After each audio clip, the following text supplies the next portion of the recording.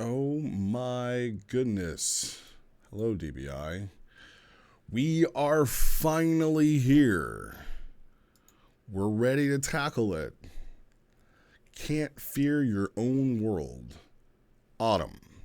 And I just put autumn on here because I don't know how much of this we're going to get through because there is a lot. There's a lot to talk about. But without further ado, hello. Welcome.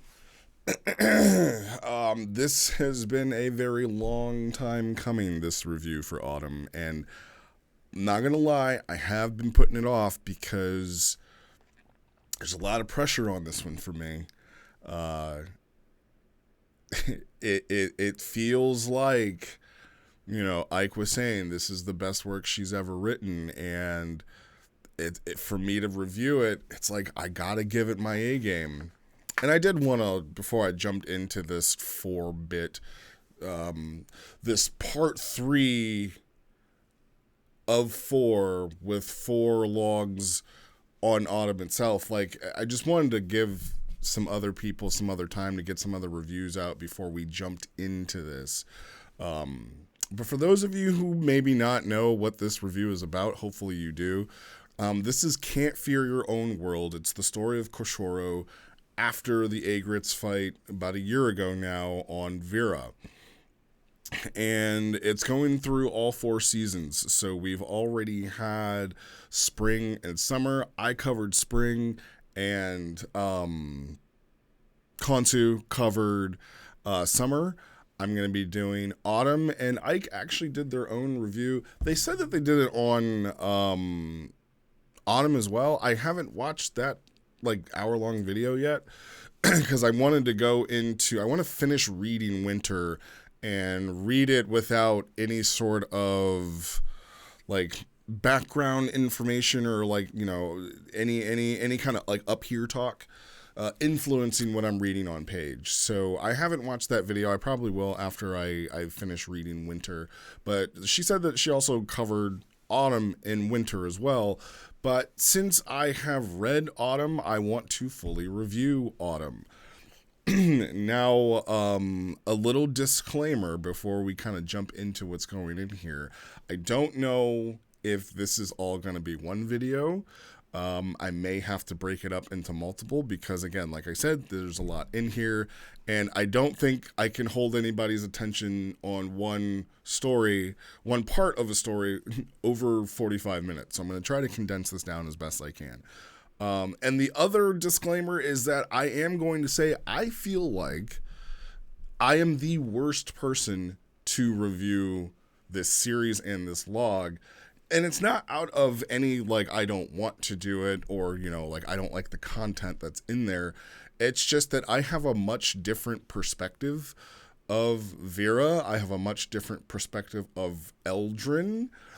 So, I had to tell myself, it was all right, so here's where you are standing in a position when you read this, Riz.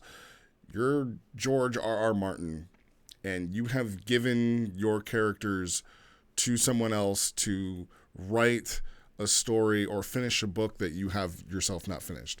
So it's yes, while I created Vera, while I created Eldrin, a while ago before she started all this, I came to me, I was hey, so do you want to be involved in this, or, do I have free reign? And I said free reign. So when I lift my hands of it and say free reign is what it is. But that's not going to stop me from making comparisons, at least in my head, to the character that I made, to the character that I'm seeing. So I don't know if the parts that I won't say that I don't like, just there's such a jarring comparison to certain characters and certain aspects of the story where it hits different for me because of my previous connection to it. However, that's just my disclaimer. So let's get into it. So, Autumn.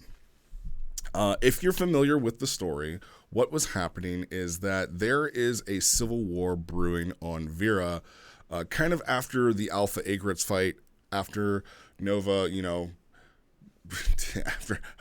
after Nova Yamcha'd herself, and there was a story that was happening before with Koshoro where, he was kind of stuck in this like Ozaru like kind of state, and he was going through physical therapy, and he and Eldrin were like kind of making this connection, and that's all the beginning of it, which would be spring.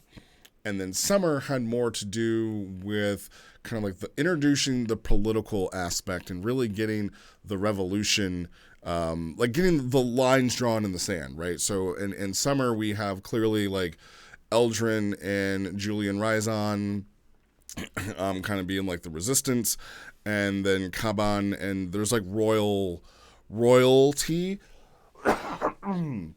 which I find it interesting that they call themselves like kings, which in my mind was more like a duchy, right? Like a duke would be kind of like the highest rank that someone could go to. But for me to digest it, I had to think of it like, the Ryodurian, that family, that clan is not the king of Vera, more like a king of Vera. Kind of like, they would say like, I'm the king of England, I'm the king of France, I'm the emperor of China, I'm the king of this. Like, they are kings of a region. So I was like, okay, I can kind of see that. But yeah, lines are drawn in the sand, and basically the revolution has a generator that can make Ozaru. And that was their big payoff in summer, is that they had this thing, they had this tool to fight against the Power Guard and the Super Saiyans, because they are the oppressed people. They are the people who can't become Super Saiyans, don't have Super Saiyans in their family and their lineage. So they, it says that they can't live on the surface, but they do, because, people have to live on the surface, but they're like the working class. They are the exploited working class, and they're tired of being treated so poorly. So they kind of said like, hey, like, we're going to unleash Ozaru upon Vera and fight you guys to the death if needed, unless you meet certain demands. And, they want pretty much equality. They want equality and freedom. And that's kind of where autumn starts, is that they had their little meeting. Oh, let me back up.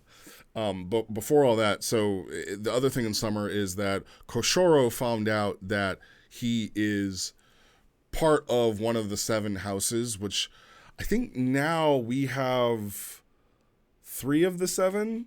I know Kerwin, Koshoro, and Saliath are all members of these houses. And I would have to go back and reread Summer to see like if Koshoro's lineage is still in power or what's going on. But basically, because he had royal ties, then he was able to call the royals together and kind of be that thing that connects the two of them together. He has this connection with Eldrin, and he's actually met with Ryzon, the revolutionary leader, in summer. And, he has this now connection with Prince Kaban, and he himself is of royal lineage, so he has a vested interest. He's the Blade, right? He's part vampire, part human, true half-breed, right? And he's the one that kind of brings everybody together. And so the royals say, fine, we will meet you at the table, but you have to get the revolutionary leaders to kind of stop talking about civil war. They got to give up. I want to say that they got to give up like this generator that they have, basically this giant nuke that they're holding on to, and we'll see. And what they wanted was just to be able to leave, right? So the image that I have, where is it? The image, here it is. The image that I have here for this is supposed to be Zakram. Zakram is a floating city, one of the floating cities above the surface of Vera, and this is where these people that are, kind of downtrodden. This is like like the Virian ghetto, right?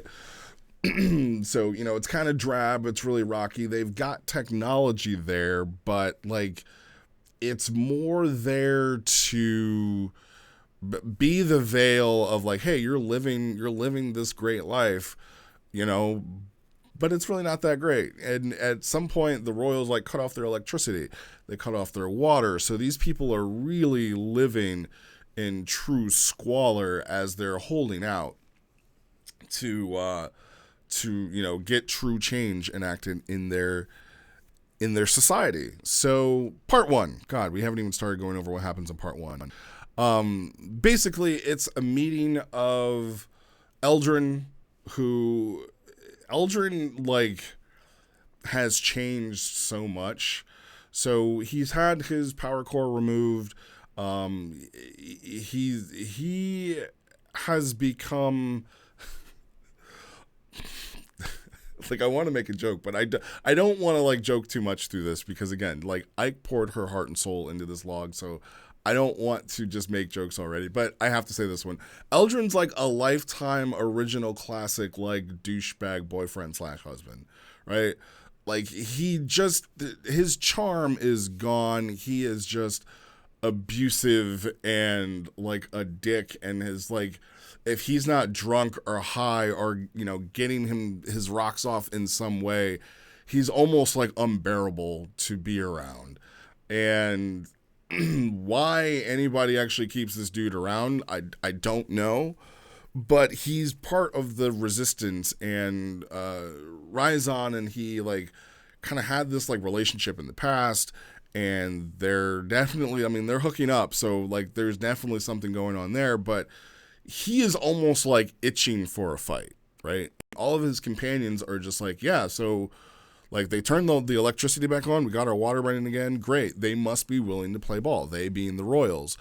And then they see in the sky, right, like up here in the sky, like imagine where these ships are, there's this holographic message that's basically saying like, these are all the people that we are going to allow to leave Vera and venture off, probably to Vegeta, which I'll ask a question about that later, but it's all Super Saiyans. It's all members of the Power Guard. It's not the regular people who are asking to be freed from this almost like indentured servitude. It's not the freedom that they wanted.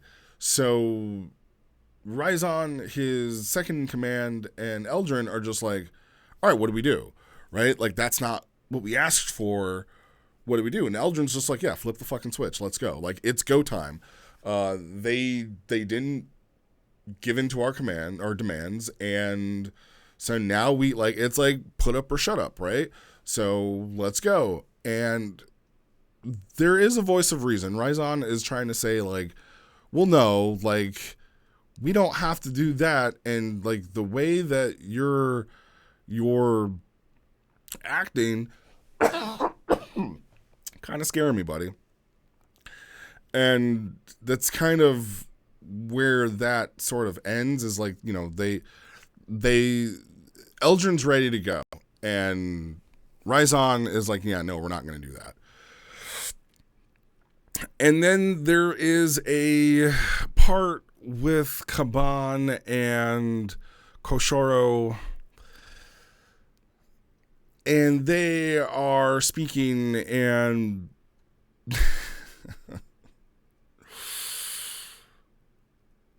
so I'm going to say this, I understand that this entire arc, the war that's going on is like the secondary story. The main story here is the relationships, right? The relationships that these people form. And me personally, it's my least favorite part of it. And that's not to say that like it's not good. It's just, for me, I'm reading this and I'm like, okay. Okay, I see it. I think it's just more the pacing and the timing of where it's put. And maybe I would have to sit down with Ike and like just discuss like why did we put this here? Like pick her brain a little bit and see where we were going with it, because I understand. I get what has to happen here. Like, Koshoro is definitely having feelings for Prince Caban and vice versa. And, it's there to show that, like, hey, they're getting closer, they're getting tighter. And I guess, like, that is a very important part of the main overarching story. Because, so we'll just put it like this. Caban and Koshoro share a moment. They are getting closer and their feelings are getting stronger for one another. It's definitely there. So we're still in Autumn 1. So the next part of Autumn 1 comes down to there's a summoning again, right? And now it's hopefully to resolve what the Royals are doing and what the revolutionaries want, right? And they all come together, and it's the first time that Koshoro and Eldrin have seen each other since, I want to say, the beginning of, so I think since Summer 1. I think since Summer 1, they've been on opposite sides, because Koshoro has been with the Royals, and he even, shows up in, like, royal garb. So he's wearing, like, I think it's a white tunic and slim pants with gold thread and red sash. So very, very, very in royalty, right? And when they see each other, Ryzen kind of actually shoots over to Koshoro and is just like, hey, it's weird seeing you dressed like that. Whatever. But can you please... Like, I don't want war, right? Even though Ryzen's the revolutionary leader, right? He's more Professor X. And Eldrin isn't even Magneto. He's almost like Mephisto at this point. Like, he just wants chaos and blood. But, like, Ryzen's like, hey, whatever it takes, like, he's literally a ticking time bomb. Can you just appease him? And Koshoro's like, I'm not going to lie to him, but I'll do the best that I can, right? And so they meet, Eldrin and Koshoro meet, and they have their talk, and he comes to find out, Eldrin does, of why did the Royals think of that? Like, why were they just exiling the Power Guard and the members of the royal armies? And Koshoro kind of says, like, hey, it's all coming to an end. All of the torture, all of the bad things that have happened to you, like, they're going to put an end to the Super Saiyan trials. They're not going to put, armor cores in you guys anymore. The Power Guard is going to completely change. And this is the beginning, right? It's going to get a lot better. And while that kind of appeases Eldrin, it doesn't speak to his sensibility. And Koshoro's like, yeah, like, if you, Eldrin, can give yourself up, we can negotiate, right? You were the only member of the Power Guard that was not allowed to leave. You are a key part of this, and we do need you to surrender. And Eldrin, like, isn't even really thinking about that. Right? He hears this. He hears the words. They go into his ears, but they don't sit with his brain, right? The first thing he says is like, so what's going on with you and Prince? The Prince, right? Prince Caban. And it clearly is one of those, like, ruh-roh. One of those uh-oh moments. And at that point, with this delegation here and with, all the royal houses are all there, the revolutionaries are all there, Eldrin puts Koshoro on the spot for something that he really wasn't planning to talk about. And it's like, yeah, like, him or me. You have got to choose in this very moment, who do you want to be with? Do you want to be with Caban? Do you want to be with me? And Koshoro kind of hesitates and then is just like, I can't tell you who I care for and who I love. And I won't. Like, it's not, for me, I wish it would have been like, this is not the time or the place to have this conversation, and you're not going to put me on the spot, right? Like, I understand Koshoro feels conflicted, but this is the moment where I needed him to, like, be the adult, put 10 toes down, and be like, hey, there's more on the line at this conference than you and I. So we can talk about this, and we can discuss this, but not right now. But Koshoro just kind of says, like, I can't answer you right now. And that is the moment where Eldrin just snaps.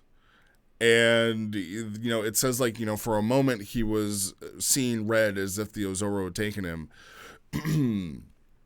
And he detonates a energy blast, and it, you know, kills part of the delegation and the royal advisors. It had brought fire and death, and the explosion had been the sounding drum of the thunder of war, right? And that's how part 1 ends. And, like, when I was trying to, like, struggle before and explain the relationship part of this, like, it's super important because it is the catalyst for what happens, right?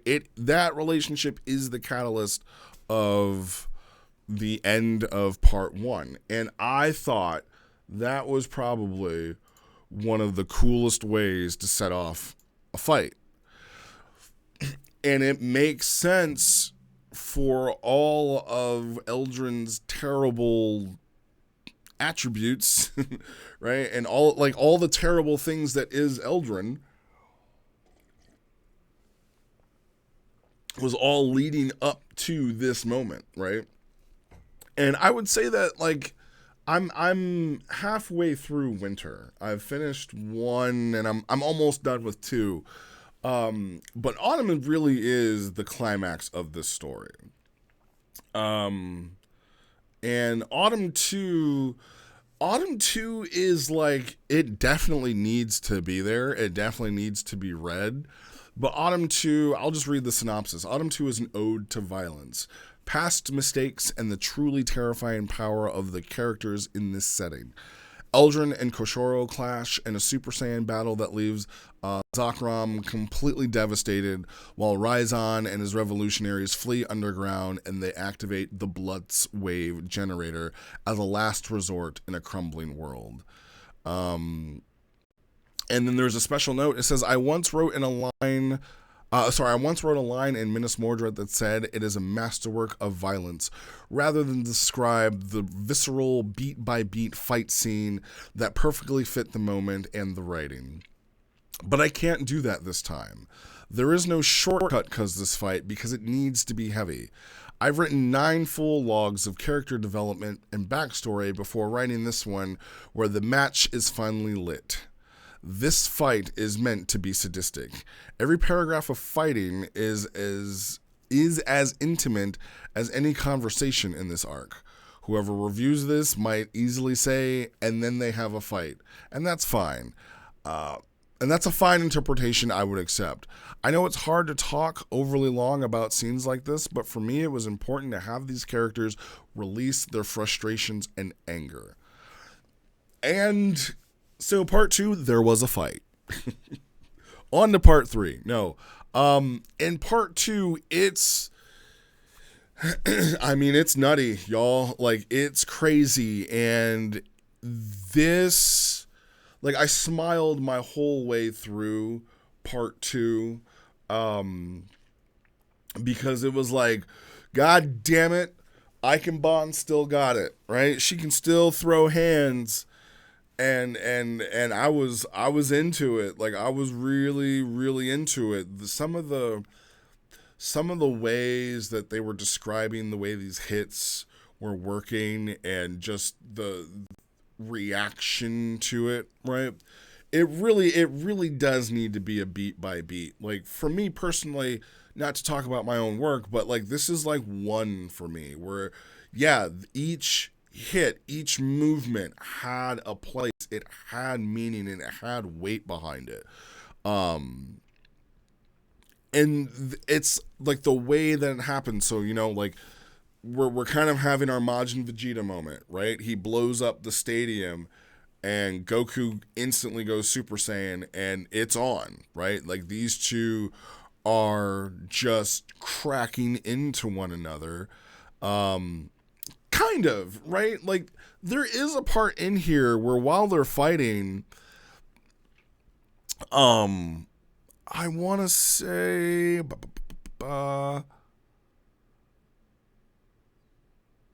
yeah, oh my god, this time out. Time out. And like the green text is like time fucking out. But like I want to say at some point in this fight, like Koshoro just wasn't trying to hurt him anymore. He was more of just like engaging in him to let him get these feelings out. But I mean, it is an ode to violence that we get to see, right? It doesn't fade to black. No, like you're gonna see somebody get crushed and get blown up and thrown through walls. And there's a lot of like destruction going on. There's a lot of, and that's what Ikenbon really loves. She loves doing like the effects on the background and on the area and like what is happening around them as well as what's happening with them. And like this is just a balls to the wall Super Saiyan on Super Saiyan fight in a way that like I don't think we've ever seen Koshoro fight this hard since oh god, what was his name? Fusion, right? And maybe even not even since, like, I think he fought harder here, but he has more invested in it, right? This is somebody that he had feelings for. This is somebody that he cared about. This is someone that, helped change who he is. Or I won't say help change, help mold who Koshoro is and, like, the person that he is becoming. Because he's definitely a different person when he leaves Vera. Spoiler alert, he survives and he leaves Vera. And there was a part in here, I won't go hunting for it, but there was a part in here where while they're fighting, Koshoro, or I think it's actually in the green text, it's like, yeah, seeing how these two are fighting, it makes sense as to why people would put bombs in their chest just in case these guys ever lost their mind and went out of control. It kind of grounds it a little bit more back into the DBI, like almost MMO aspect of like, you can't have hundreds of characters all being able to destroy a city at once on a whim. You kind of have to be able to control it a little bit, which is kind of like why Earth has like its domes that try to like suppress people's powers. And Iceria has kind of like a similar thing. And like why we find all these ways for like power dampeners, it's like, if you let these guys run wild, then they're gonna run wild. And so while they're fighting,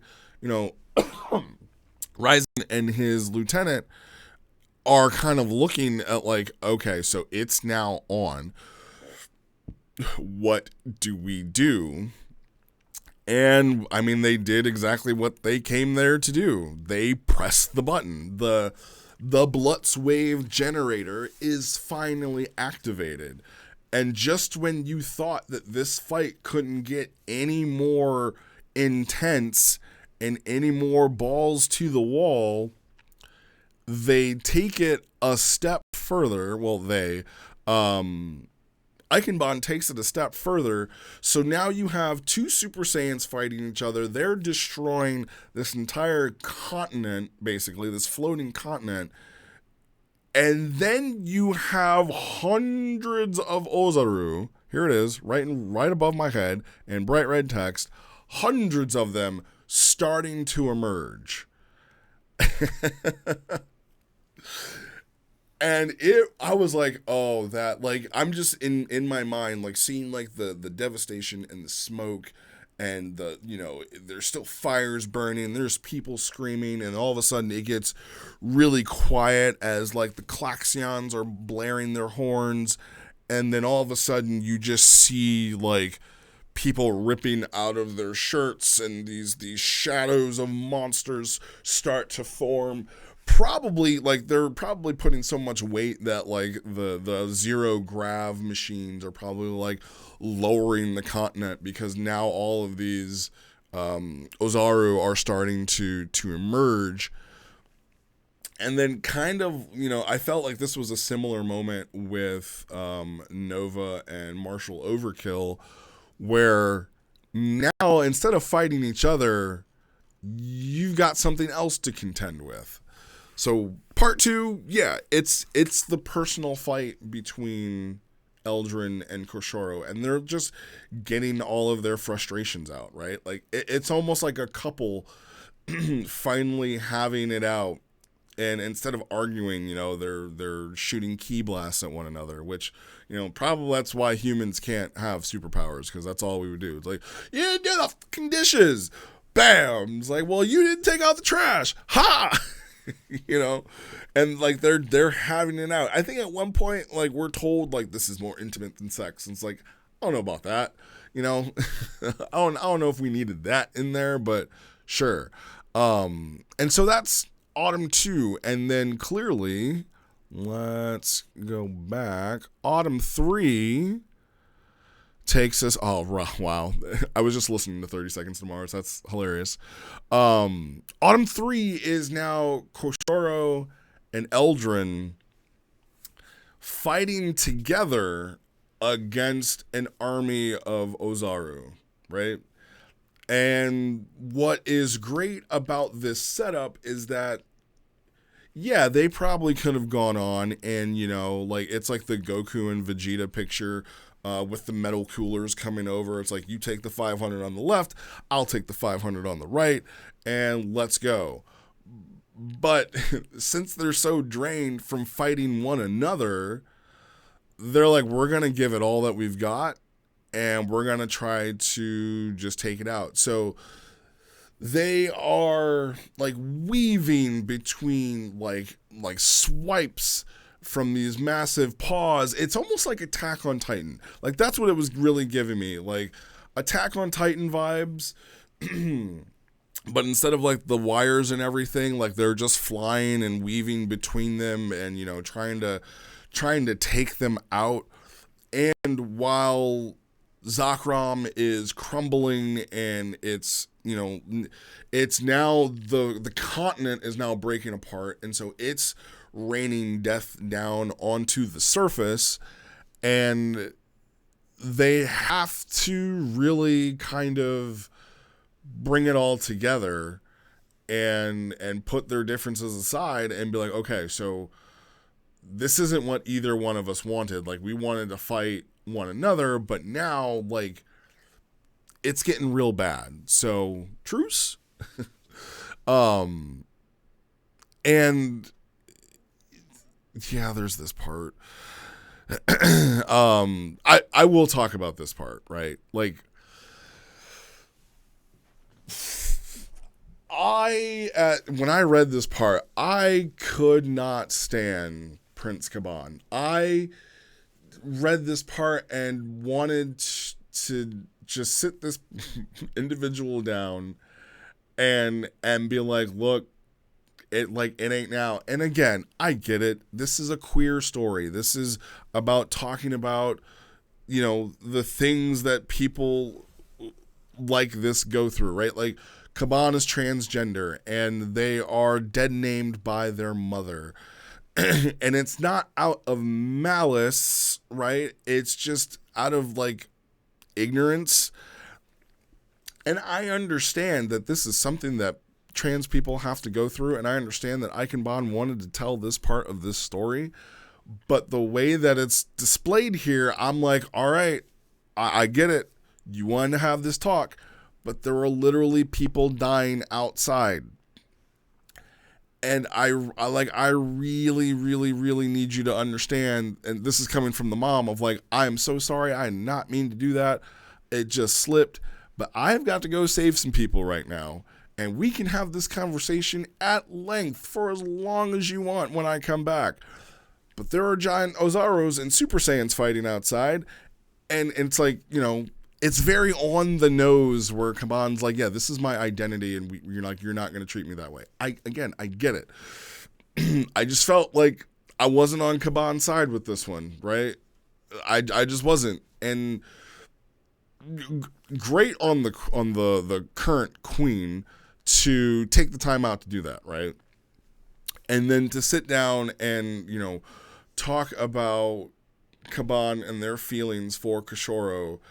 And, like Kaban even said, like, do you approve? And, the mother being like, well, you never really needed my approval for anything, so why do you care? And it's a moment between, mother and son of having this conversation. I just didn't feel like that.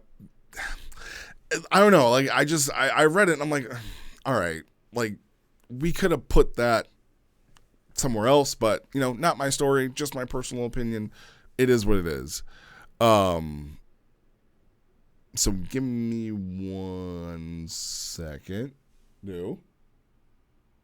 Okay. So yeah, like Eldrin and so back to Eldrin, back to Koshoro, they are having this fight, and this is where, Koshoro is like, Eldrin, you have to help me stop this, right? If you don't do this, then there is nothing at this point that will allow us to be together. Kind of like what you have done and what is happening now, there isn't a way for us to be together if this doesn't stop, right? Like, either this is going to continue and possibly end the world if we don't stop this, because those folks don't seem to be really in control of the Ozaru, and I would hope that they wouldn't. So a little sidebar before we continue on with what the story is. Like, I originally had tried to make it so that the Varian Saiyans didn't have anything to do with Ozaru, to the point where when Koshoro transformed during the Aegis fight, they were even like, what is that? Right? Like, I thought he was a Saiyan and he didn't transform into a Super Saiyan. What is that? And then maybe some historian somewhere will be like, oh, well, that's what Saiyans used to be way back in the day, like when we were still on Vegeta.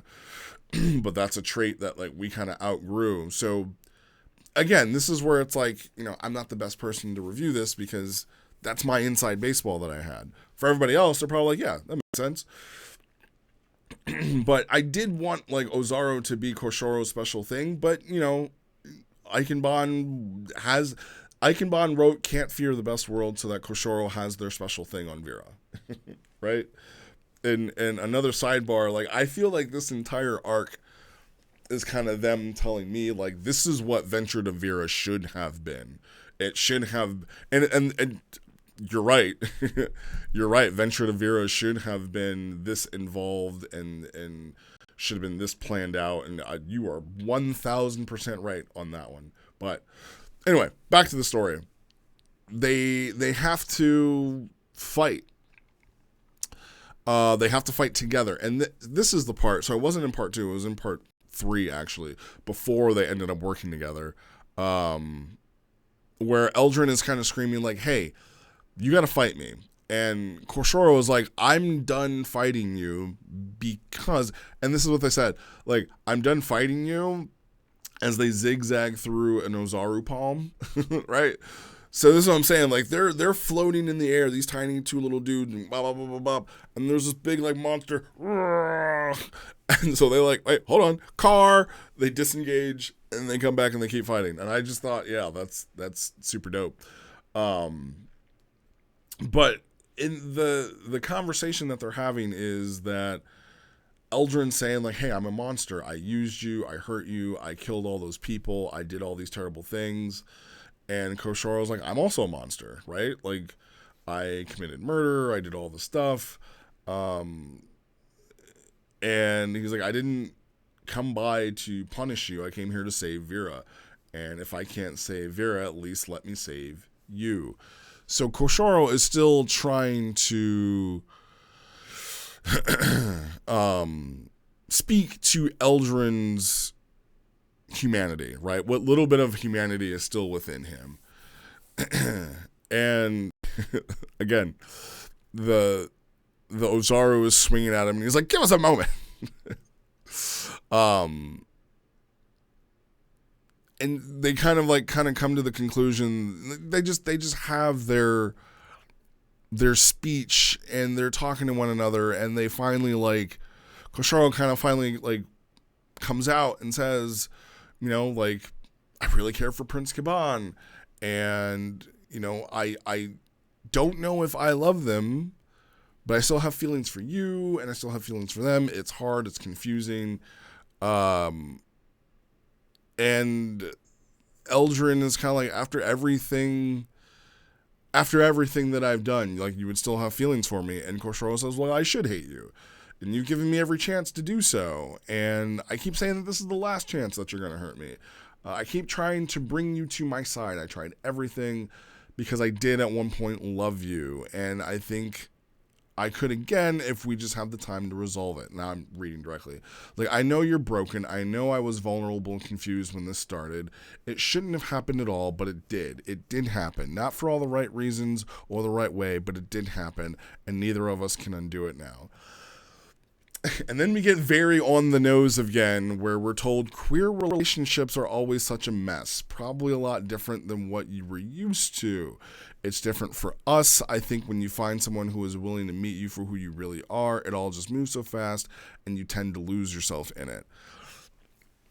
And I would say that line for me, I don't know, right? I don't know. I don't know, right? Maybe it didn't land for me. I'll say that, right? It didn't land for me. And as a straight person, I guess I don't really have a place to speak on it, but to me, love is love, right? And queer, straight, bi, trans, whatever, it should all be the same. And it doesn't always have to be a mess. But also, this is coming from the psychotic and deranged mind of a man who just killed a bunch of people because they kind of got rejected. So it's okay, but after all that, at the end of 3, then they started to fight together. So I was wrong. So they are still fighting against one another, but in part 3, they're fighting each other through taking care of the Ozaru, or at least avoiding them. And then we finally get to part 4.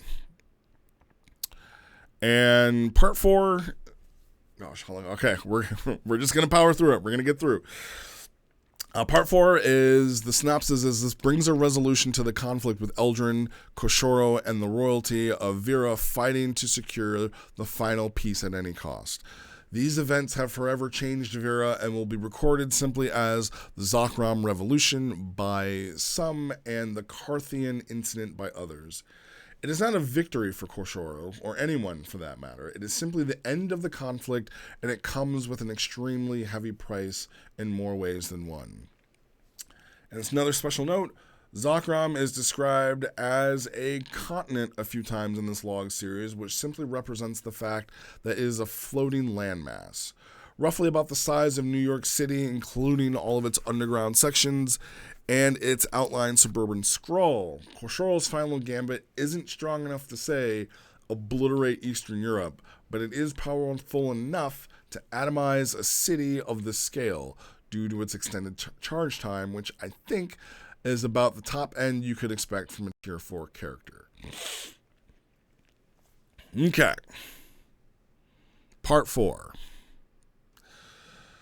Now Koshoro and Eldrin are truly fighting side by side. I was wrong. I misspoke. Again, it's been a month since I read this, so I'm rereading it now and kind of going over, but hopefully I'm getting the story in a way that you guys are enjoying. So, part 4. they have reconciled to an extent and realize that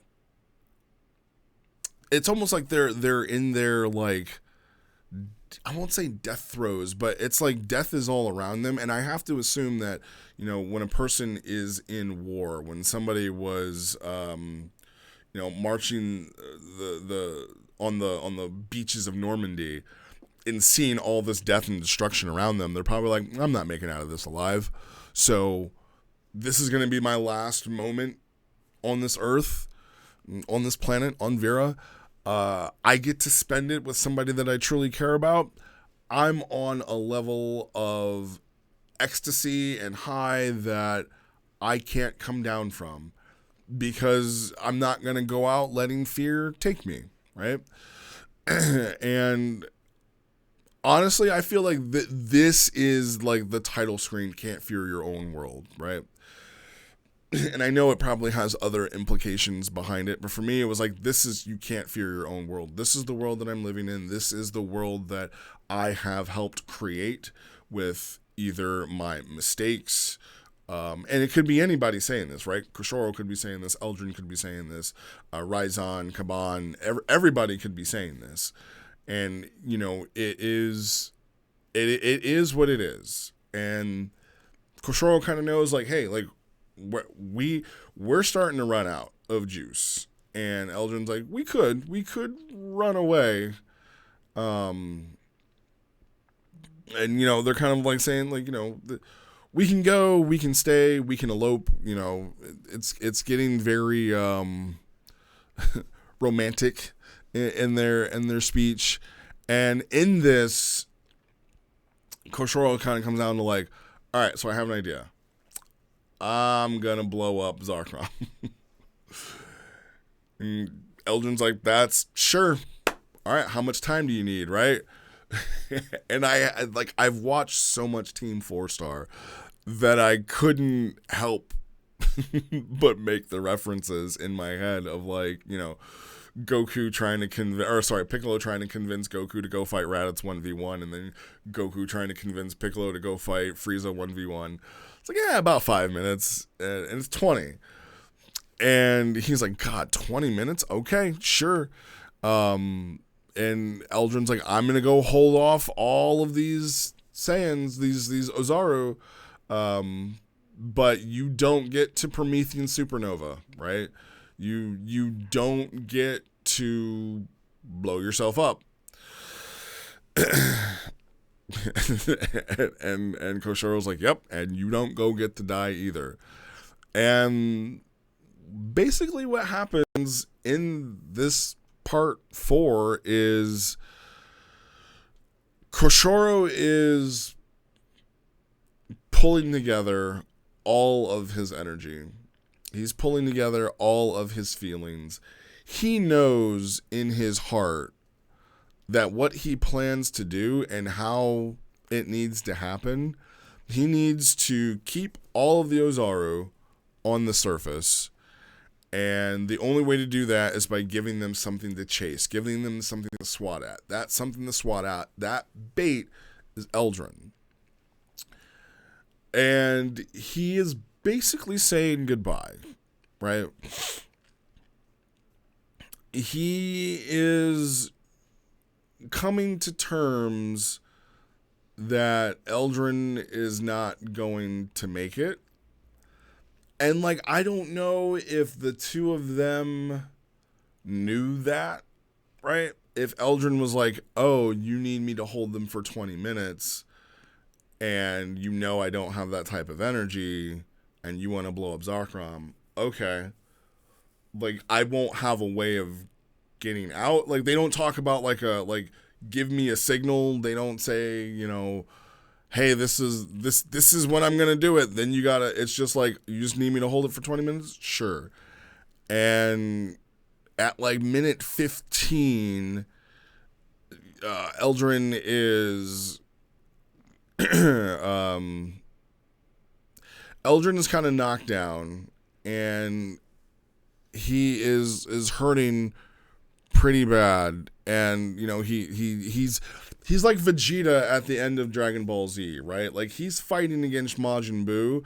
He can't hold Super Saiyan anymore, but he's still going at it. And then you know, he smiles, and for anybody who's ever played Final Fantasy 14, right? Like the mage at the very beginning when he's being blown away by Bahamut's blast, you know, he smiles and he's looking up as the Shining Heaven Buster is the name that Koshoro unleashes, comes down, and it hits the center of the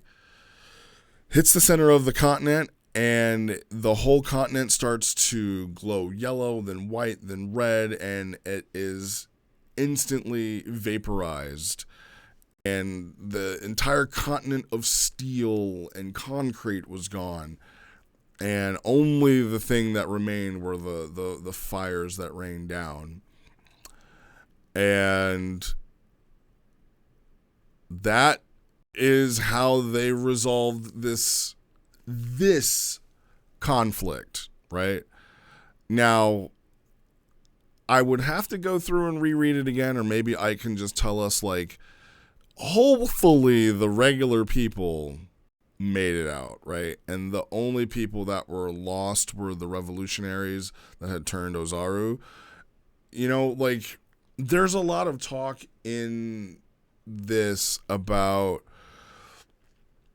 consent and about, you know, like not overstepping boundaries. So hopefully that, like, we, at least maybe it's implied that everybody who was a revolutionary there was willing to transform into an Ozaru.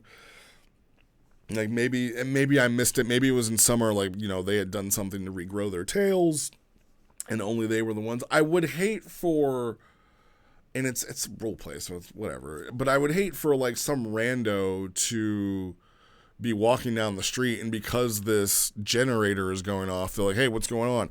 Then they turn into a raging Ozaru, right? And now they're gone and they're dead. But yeah, like, Zakram gets destroyed, Eldrin gets destroyed with it, and Koshoro survives. And, you know, after a while, we find out that, hold on, let me back up. It was 5 days after the battle. Kaban and Koshoro meet up again, and, you know, it's like, you know, I waited for you. It's like, I'm sorry. And we come to find out that Kaban is now a king. And I want to say that it wasn't because Kaban's mother died, but there was another reason. Like, she had left, and I'm trying to see here. Yeah, so in response to the catastrophe, many members of the royal family had adjudicated their thrones and titles to form a new emergency unit simply called the Honor Guard, including Kaban's mother, hence how he had inherited his new title and position. This served as a symbol to the lower caste that the royalty themselves were taking responsibility for the events at Zakram, and signaled that while the revolution had failed, their calls for direct action had not been ignored or thrust aside. For now, due in large in part to the shifting thrones, the final verdict of what was to become of Vera's Super Saiyan trials, its armored cores, and whether the Power Guard would be reinstated was all left unknown. And, like, honestly, this paragraph sums it all up. If after this paragraph all we get is Trident Dreams, and, you know, like I'm reading through Winter and I'm like, okay, I understand what's being said here, but Winter is just this expanded upon, right? But I did really like that, one, Kaban's mother lived, two, that the royals are doing their effing job, right? And proving why they, like, why are you sitting above me when, you know, like, in the Alpha Agrax fight, you guys abandoned us? right? And that was that was on me to show that, like, yeah, some of the royals are like just selfish pricks, but now it's a chance for them to show that, like, hey, we are at least trying to, make things better. And that's kind of it. And how it kind of plays out is that, yes, Koshoro survives, and at the end, kind of like as autumn ends, he's been going on trial and having public hearings, and the people of Vera have been seeing these broadcasts, and seeing, like, this is what happened. It's kind of like, a big trial in the U.S. It's the OJ trial, and they are, seeing from the perspective of someone who was there, this is what happened.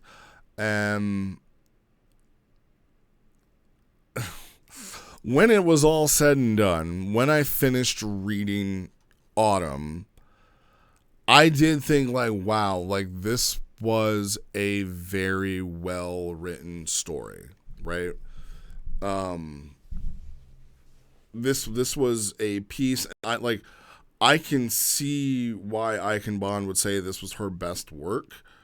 I would disagree. I would put it up there, right? I would disagree, but for me, Minas Mordred, as I said in a video a few days ago, like, there is just something special about Minas Mordred that I will probably be my favorite bit of fiction and writing of all time. This one I could see being a good personal piece. It's really good, right? It's like top marks all around. I would say, like, for me, the romance, I understand why it was there, and it was a key point to it. And I've said before, like, there's just parts that aren't meant for me. I guess I'm just not meant to feel the emotion that's there, right? And I'm not going to harp on it, because I know that was the main part of this log. This Can't Fear Your Own World is Eichenborn writing a romance story. And there is a DBI influence around it. But these are the romance and love and the explaining of, like, I guess, the queer experience. That is the story that Eichenborn wanted to write. Like, if I'm giving my personal feelings on it. And the characters that are here are here to tell that story, and the fighting and the Dragon Ball aspect is just kind of, it's the icing on the cake, or maybe it's the cheese that keeps the pizza all together, but the real meat and potatoes is the romance. But I did like the story. I ate it up. It's a lot. It was a lot, like, but it was good. It made sense. It read like a story, right? It had callbacks to other things that happened in the story, and you weren't questioning, you weren't guessing of where something was coming from, because it had all been pieced together. This log was a love letter to writing that Eichenborn put together. I would say, like, all of their skill that they have acquired over the years was poured into this.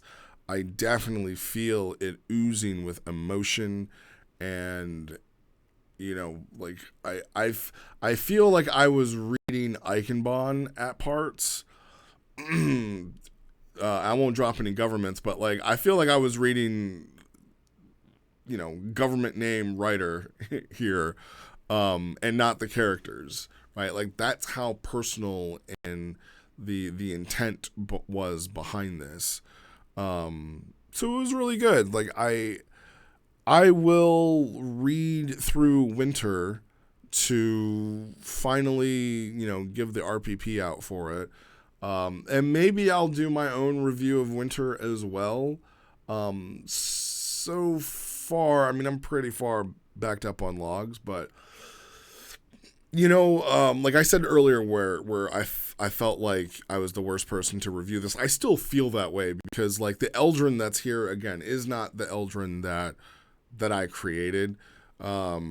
He is he was a great villain, and I see where Ike wanted to write things just differently, right? Like Koshoro transformed into a Super Saiyan because they kissed someone, and that was like the strong emotion, right?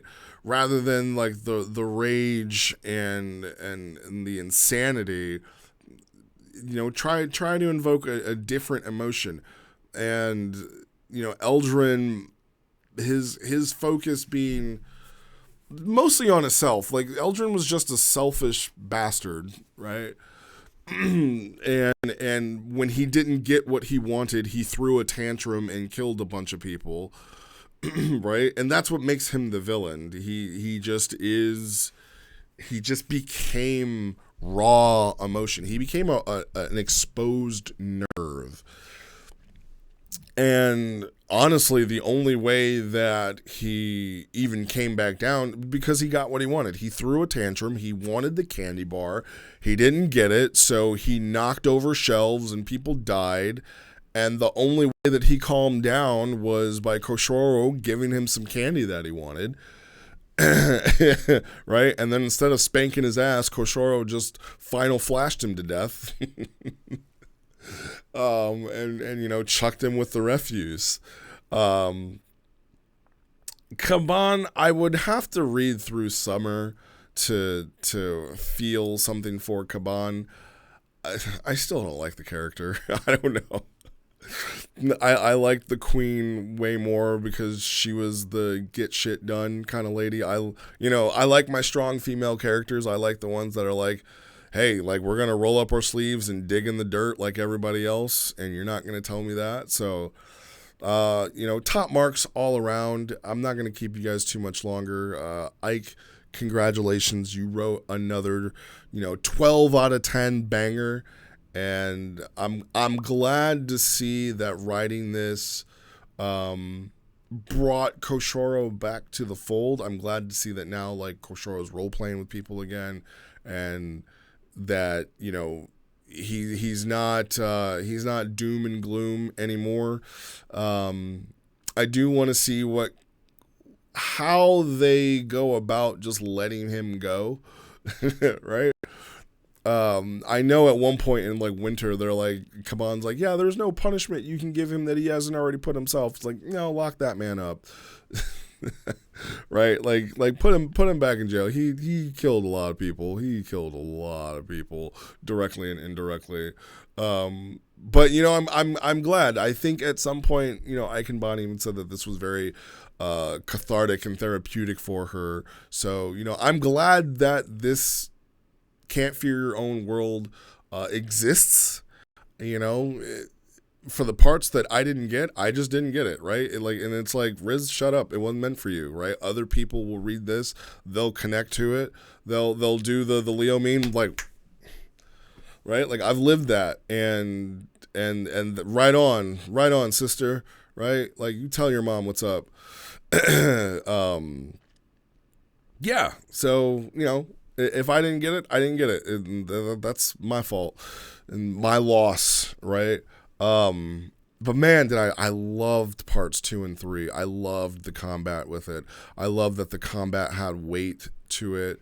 I love that the combat, like, you were absolutely right. This was a moment where each beat needed to be seen, each beat needed to be felt and heard. If you guys are still in this video for the review, go back and read the whole thing. Just go to the Master Arc page. Start at Spring 1, and it's a book. This is a book that deserves to be on shelves in Walmart or we have a place called Books A Million, right? Barnes and Noble. Like this needs to be published, right? Take some of the Dragon Ball Z aspects out of it. Instead of calling it Ozaru, call it whatever you want. But yeah, I'm not going to keep you guys any longer. I've rambled on for over an hour, but I hope you enjoyed this, and I will see you guys next time.